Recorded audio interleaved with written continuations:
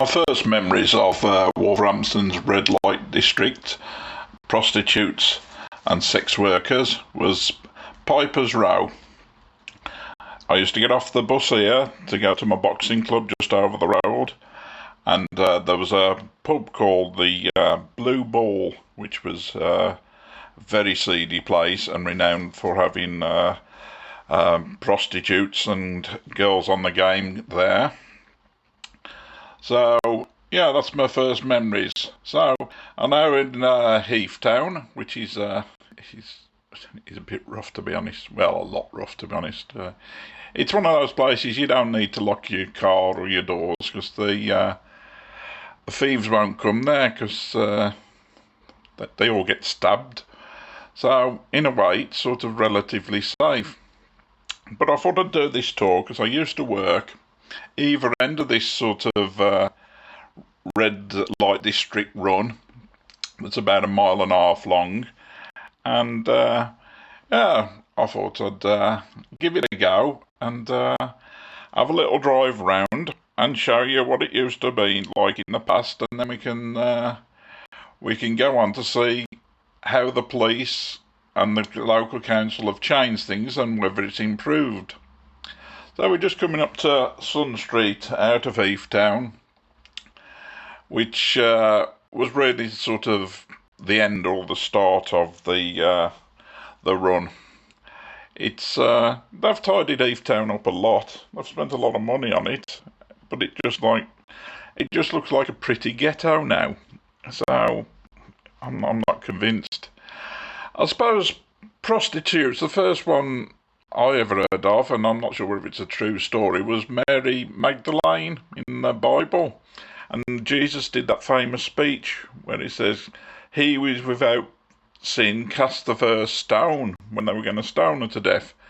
And a woman walks out the crowd, throws a stone and kills Mary Magdalene, kills her stone dead. Jesus walks over to this woman and says, "Sometimes, mother, you really piss me off." That's me attempt at a joke, I always chuck something in. So we're just sort of heading into the sort of the seedy area now. That's the Great Western pub on the left, which is popular with the Wolverhampton football fans. It's not a bad pub, actually, traditional ales and things.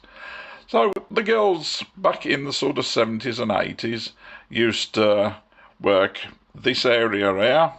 Basically, every street corner would have 1, 2, sometimes even 5 girls working each corner on this run.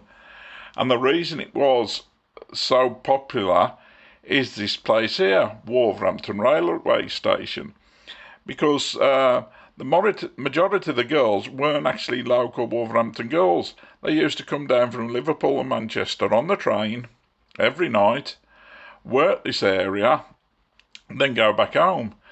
I don't know, I haven't got any proof, but I believe from what the taxi drivers have told me, the police were so sort of laxed and laid back about it that it was better to come travel all the way from Liverpool or Manchester down to here to work than it was to try and ply their trade where they lived.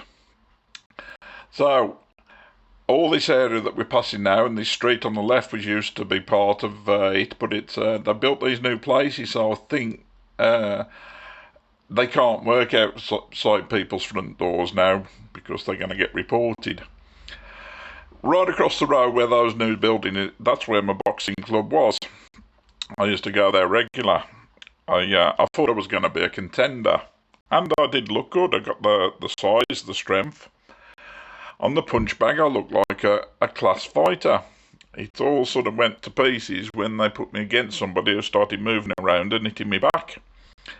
Yeah, I really wasn't. I wasn't a good boxer, so that's my career in that ended rather quickly. Don't get me wrong, I can handle myself, but I'm more of sort of a pub fighter than. I always wanted to be a professional boxer. I wanted to be like Ali, but it wasn't going to happen. So we're coming down to where one of my first jobs was at the start of this red light run.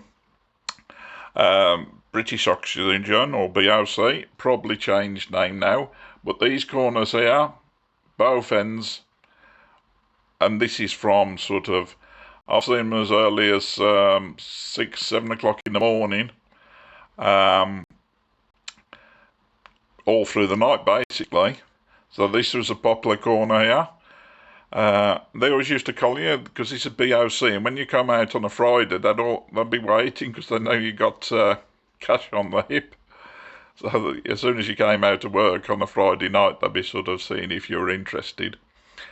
But most of the time it was people coming in from other areas, because it had got a real reputation. Apart from Walsall was quite bad, and Birmingham, but this was people who used to come to Wolverhampton to do this, and they just used to cruise up and down these roads. It must have been terrible for the people who live around here. You just imagine having young children, and on the night you just know there's these people driving around looking for girls working. I'll just do this loop round here, because this was another less people to watch them, so they could see the police coming. So on this corner here, we go up to the next turning on the right, it just goes round in a bit of square. But I wouldn't even like to estimate how many girls were working back in the day, and we're talking late 70s, 80s, 90s. It has sort of cleared up, but there is still girls about there, I've been told. But, and this is the but, the way they used to try to deal was arresting the prostitutes and fining them, which these girls aren't bad people. They're not really criminals. They're doing it because they've got a habit, or they've got they're desperate to feed their kids. And fining them, all that did was make them even more short of money, and meant they'd kind of sort of come out and be on the game again to sort of pay off the fines. So they did change tactics, and I think this was due to what happened in Birmingham. It was the local residents who started hanging around on street corners that have fires in 45-gallon drums, and they started noting the names of the numbers of all the cars that drove past and reporting them to the police. And they kept this up for a long time, and they found the answer to stopping it was actually doing the punters for curb crawling. So that has sort of reduced it, but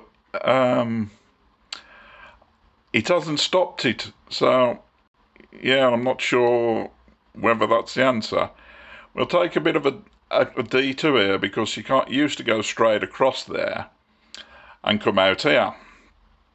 So I had to do a lift. So this road, and basically every corner, I'd have a couple of girls on, or they'd be walking along, and the police, I don't remember seeing the police bothering them very often, because it was, I don't know if it was a policy just to leave them, or what it was really, but it was tolerated, which you don't know what to do with. Keep on arresting them and just making lives worse for them, and they're more desperate. Or I noticed while I was here, there's some signs saying there's sort of plainclothes policemen about. I don't know whether that's to keep the prostitution down, I'm not sure. Funny story here, one of the drivers I work with, he came past this corner here, and there was four working girls on the corner, and he was leaning over to have a good look, and he noticed one of them was hiding behind the others. So he had a good look, then he noticed it was his girlfriend.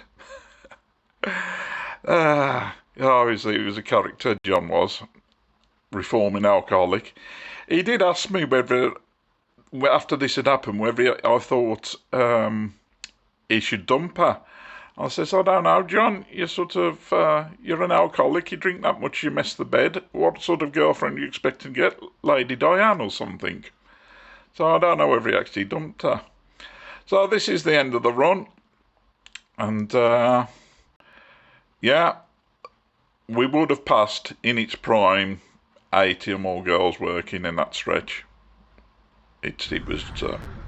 Okay, that brings me to the end of the part one, the red light district in Wolverhampton past, and this is where I will be starting part two, Wolverhampton red light district now, and we'll get to see how much things are improved, and I'll explain to you why we've moved over to this side of town.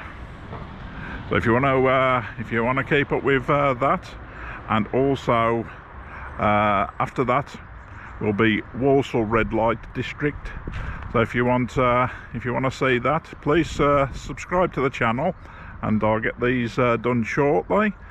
So if you're Walsall Council or Walsall Police, I haven't forgot about you, because you are no different to Wolverhampton. So catch you all in the next video. Laters.